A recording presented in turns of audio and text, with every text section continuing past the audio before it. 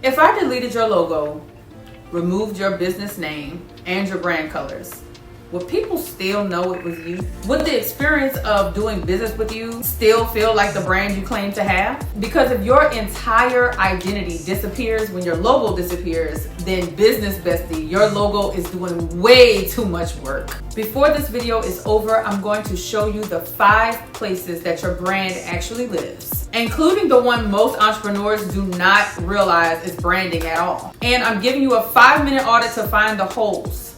So let's get into it. Your brand is an agreement between what you say and what people experience. You say, we make this easy, but it takes 17 emails to book you. Brand problem. You say, luxury experience. Somebody pays and hears absolutely nothing for 4 days. Brand problem. You say, community. Then the second someone becomes a customer, they disappear into the customer service abyss. Baby. Brand problem. Because people are constantly asking one question, whether they realize it or not. Does the experience match the promise? And when it doesn't, they may not know the terminology. They just know something about this feels off. Your brand is not what you say about the business. Your brand is what people believe after experiencing it. And this gets more interesting because your brand actually lives in 5 different places. Most entrepreneurs spend all their energy on the first one. First, what do people notice? This is the part everybody thinks branding is. Your colors, your logo, photography, your face, graphics, videos, website, wardrobe, tone, fonts, all that matters. But this is only the front door. A stranger is asking, what is this? Here is where I want to kill one misconception. Consistency does not mean sameness. Every picture does not need the same background. Every post does not need your logo. Every graphic doesn't need to look like it came out of a Canva template. You need enough recognizable signals that people begin associating the experience with you. And eventually, your thinking should become one of those signals. Eventually, people should recognize the way you think before they even see your logo. But getting recognized means absolutely nothing if people do not understand what the hell you do. Which brings me to number 2. When somebody lands on your page, do they understand you? Who is this for? What problem do you solve? What can I buy? Why would I want it? What should I do next? Because some brands are gorgeous, baby, editorial, photography eaten, website beautiful, and I still have absolutely no idea what you sell. Your customers should not need to do an archaeological dig to find out what it is that your business does. And this directly connects to our first mini lesson on market research. The problem, the people, your differentiator, those things are unclear. Branding cannot fix that. It can only make the confusion prettier. If I landed on your page for the first time today, what do you think I would understand about you in the first 5 seconds? Not what you want me to understand. What would I actually understand? Tell me below. Now, number 3 is where branding stops being cute and starts becoming operational. Someone clicked your link. What happens? They fill out the form. What happens? They book. What happens? They pay. What happens? They become your client. What happens? The whole sequence is branding. Your booking system, branding. Your payment processes, branding. Response time, branding. Onboarding, branding. Communication, branding. Boundaries, branding. Follow-up is branding. Customer service, you got it right, baby, it's branding. Because all of those things answer, was the promise true? You can write luxury on your website 17 times, but if the experience feels chaotic, then luxury is not your brand. Chaos is. And the customer gets the final vote. You can position a brand, but the customer decides what it means based on what they experience. And this is where systems becomes a part of branding. Because if the customer experience depends on you remembering every little thing, eventually something gets forgotten. And now inconsistency has entered the brand.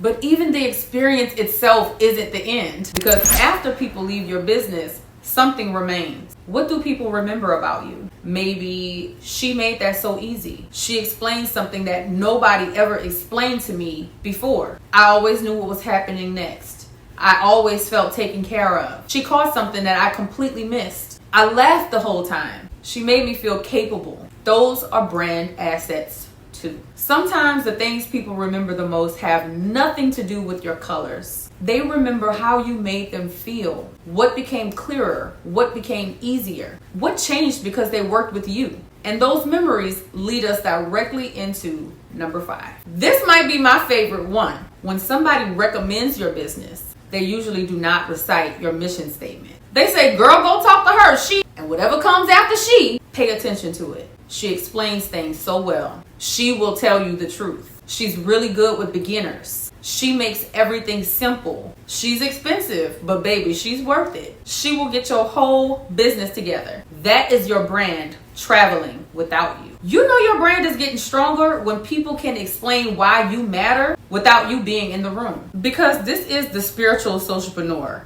Alignment has to enter the conversation. Here's your assignment.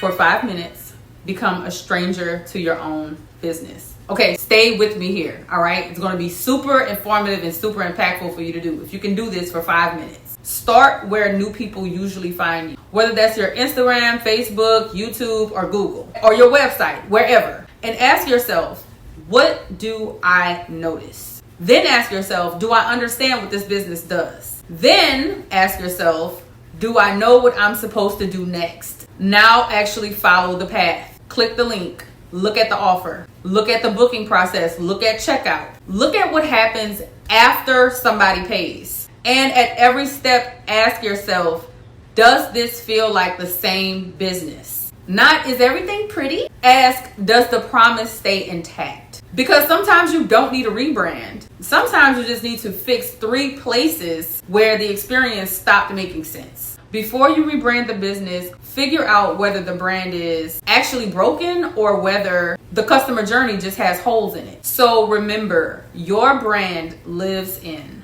what people notice, understand, experience, and remember. And repeat. Your logo matters, your colors matter, your visual identity matters. But your brand is the world that people enter when they encounter your business. Make sure the world makes sense. And now I want to know, if you had to choose one of these 5 areas that needs work in your business right now, which one is it? Notice, understand, experience, remember, or repeat. And if this video made you go inspect something inside of your own business, subscribe. Because in mini lesson number 3, we're taking number 3 and we're blowing it all the way open. The client journey. How somebody goes from, who is this, to I trust her. From I want this to I bought that. So girl, you need to talk to her. And the scary part, that journey usually starts breaking before the customer ever even pays you. I'll see you in the next lesson.